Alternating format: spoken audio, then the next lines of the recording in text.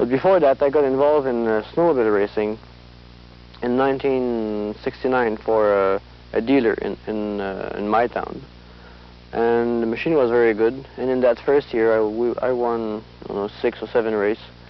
And it was quite a good season. After that, I went for a different factory, directly for the factory. 1975, Gilles won 2 races and finished 5th in the overall standings. And then 1976, a dream year. In 10 races in the Canadian Championship Series, Gilles won 9 and walked away with the championship easily. One of his victories here at the Testing Le Circuit in the Laurentian Mountains. Villeneuve's complete dominance of an international series with the stature of the North American Formula Atlantic was giving him attention on both sides of the... In 1977, Villeneuve defended his Formula Atlantic title and won it for the 2nd straight year. But it wasn't so much that he won the title, but how he won it.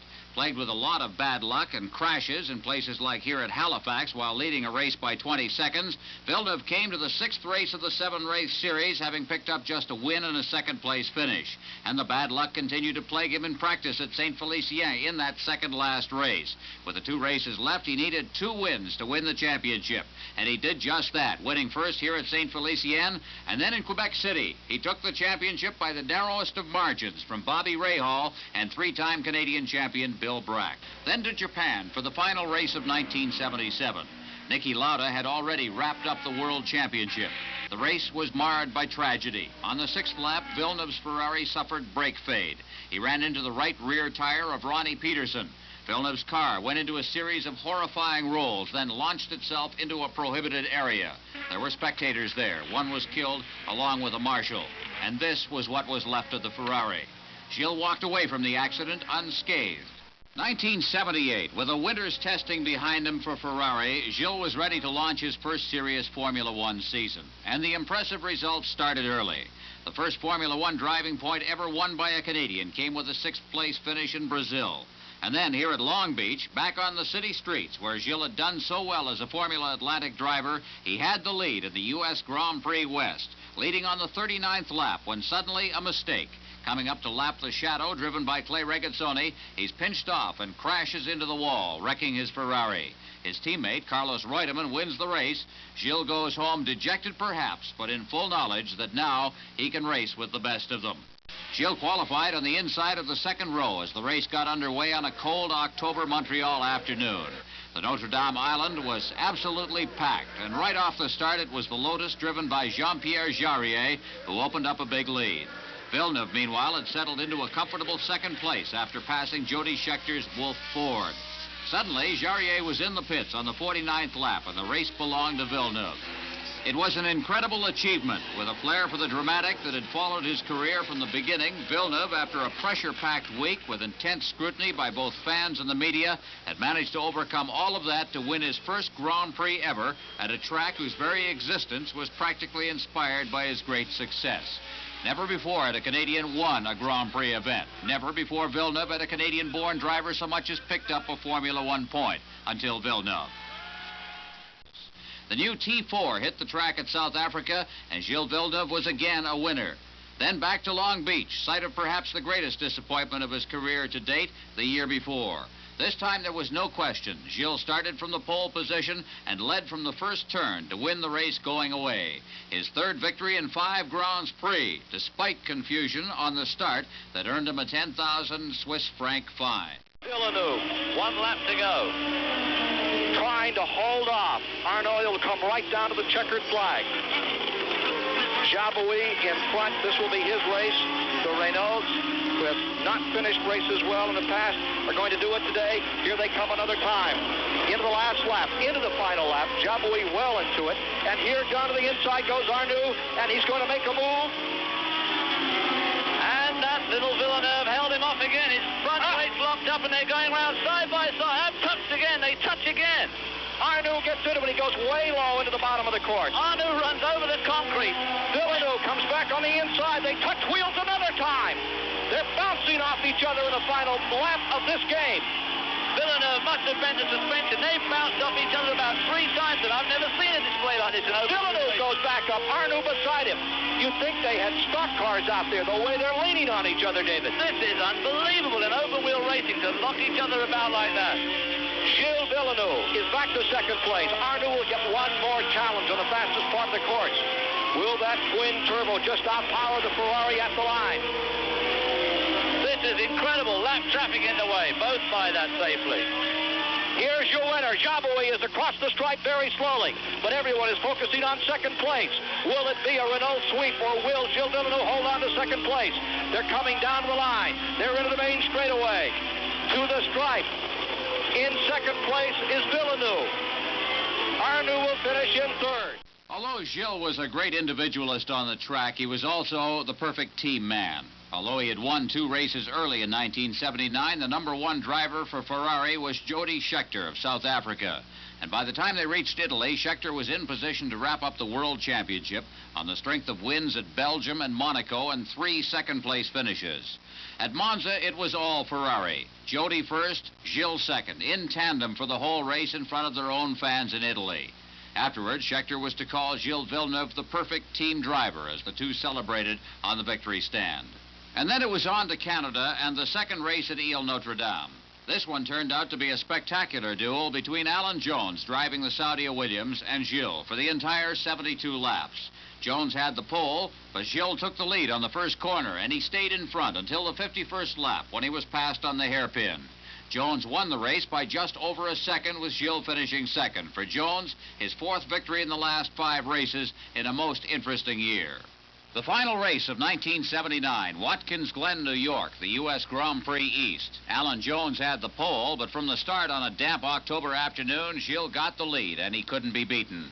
Teammate Jody Scheckter raced in second place until retiring with 4 laps left. And then René Arnoux again took a run at him. But for Gilles and his fans who made the trip to the small New York resort area, it was Gilles, his 3rd victory of the year, the 4th of his very young career.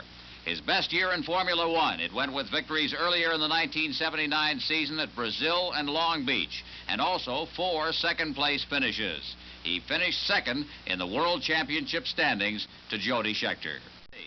On the 1980 season, Gilles got points in only 4 races. 5th was his best finish. He wrapped up the season for me. That's why we've been qualifying like as far back as 19th place in England. So, but always making it back a little bit to 9, 8, 7th place, and then changing the tires and going back to 15, 16 and making it back. So, which gave me some time quite interesting racing, but not good result. Villeneuve was entering the very fast right-hand sweeper leading into Tosa when a rear tire exploded, sending the Ferrari into the concrete retaining wall on the outside of the track. The tremendous impact tore away the left side of the car. Villeneuve was struck a resounding blow on the helmet by the front left tire as the wreckage was sent sprawling back onto the track. Miraculously, he was not seriously injured. The Grand Prix of Monte Carlo is the event to win. It is like winning the Masters in golf or Wimbledon in tennis. Gilles had driven well at Monte Carlo in the past, and in the midst of races not finished in 1981 came a victory at Monaco, as Gilles took advantage of some fuel problems from the leader Alan Jones, passed him with 4 laps to go, and took the top prize in motor racing. It was the crowning jewel in his career, in the career of any driver, and the first of 2 victories in a row for Gilles. He was to back it up with another victory at Spain just a couple of weeks afterwards. Bull Ferrari Turbo. And there were the annual off-road excursions, this one at the British Grand Prix, an incident that took Alan Jones out of contention as well. And Gilles was also caught in the middle of a war between the governing bodies of the sport, one that was obviously troubling him a great deal. Rules were put in by one half of the governing body, only to be circumvented by the team managers. And the drivers were paying the price, as we found out at last year's Grand Prix of Canada. As are right now, without any suspension, without any movement in the suspension. It just picks up the front on the bump, and the car moves like 6 or 7 feet on the left without being able to do anything. And then it keeps bouncing when it lands down.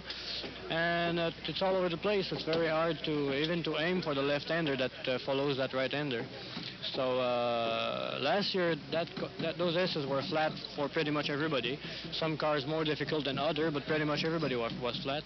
I mean, sometimes the bumps are on the... But twisted rules are not. On the track, Gilles Villeneuve was always a racer first. In the rain last fall, Gilles worked his way up to 3rd from well back in the pack, and he had his eyes on 2nd, but a bent wing was almost totally obstructing his front vision. He drove that way for several laps before the whole nose assembly came off.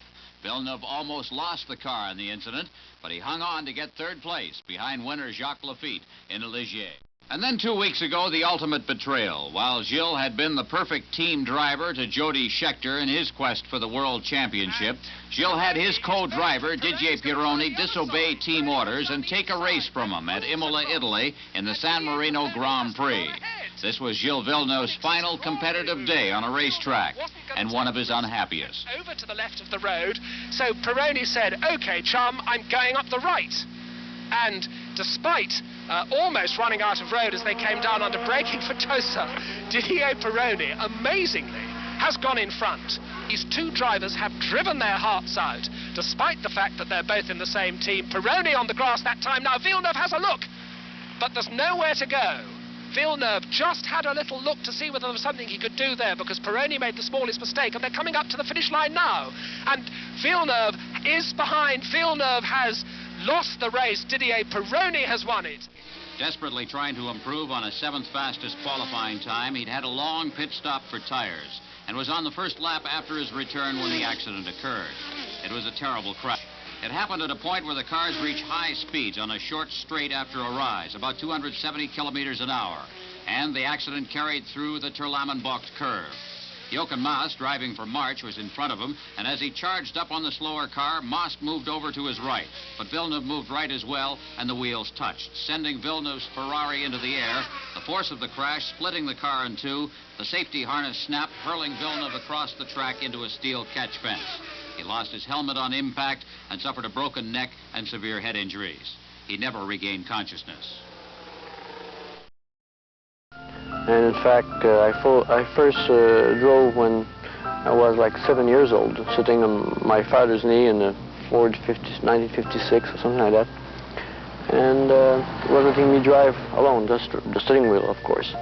And I was loving that. And the first contact with racing pretty much is at the stock car racetrack, which was close to Berthierville, the town where we were living at. And I was at about 12, 13, 14 years old, I think, at that time. And of course, I liked that very much. And a friend of us was driving a stock car. You know, it was very Mickey Mouse stuff, if you want, but I loved it.